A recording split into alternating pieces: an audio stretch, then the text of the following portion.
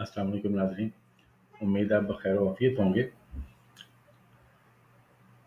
अगर income tax department ने आपके खिलाफ फैसला कर दिया है तो टैक्स पेयर के पास अपील का राइट होता है,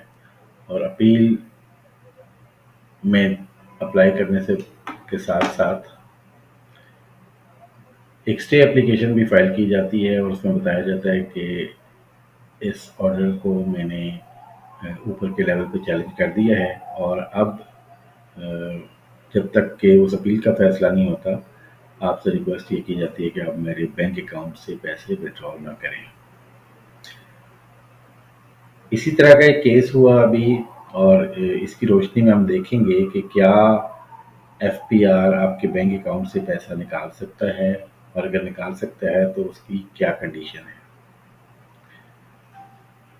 ये मेरे सामने बिजनेस रिकॉर्डर की एक न्यूज़ है, जिसके मुताबिक एक थर्मल जनरेशन कंपनी है जिसने अपने अकाउंट्स में लॉस डिक्लेयर किया, और डिपार्टमेंट ने उसके खिलाफ नोटिस इशू किया कि उसकी अमेंडमेंट, उसकी असेसमेंट को अमेंड किया जा रहा है, और उसके बाद उस केस का फैसला उसके खिलाफ हो गया और उस पर टैक्स लायबिलिटी बना दी गई, और अमेंडेड असेसमेंट ऑर्डर की रोशनी में एक नोटिस इशू किया गया कि जी ये जो टैक्स हमने बनाया है इसको आप पे करें। टैक्स पेयर ने इसके खिलाफ अपील फाइल कर दी, और एक स्टे ऑर्डर भी ले लिया against the recovery of this tax amount. जो एफपीआर ने जो टैक्स अमाउंट बनाई थी उसकी रिकवरी के खिलाफ उसने एक स्टे ऑर्डर ले लिया। अब उस स्टे ऑर्डर के दौरान एफपीआर ने रिकवरी का नोटिस उसको दे दिया, और उस नोटिस देने के बाद उसके बैंक अकाउंट से पैसे निकाल लिए गए। यानी स्मार्टली प्ले किया। जो ही उसके खिलाफ फैसला आया,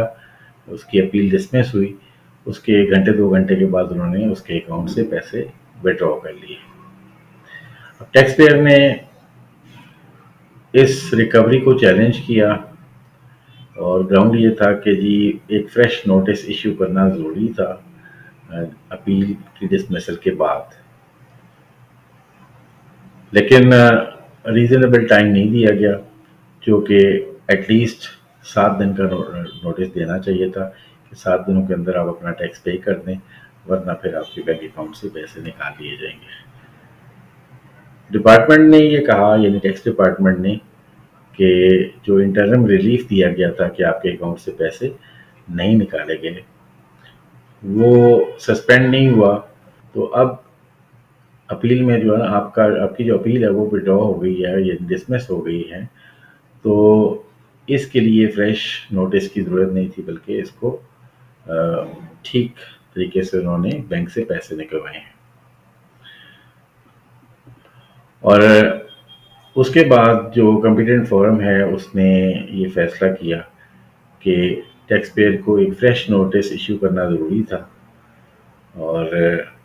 एक टाइम देना ज़रूरी था कि with in this time period आपने अपना टैक्स जमा करवाना है,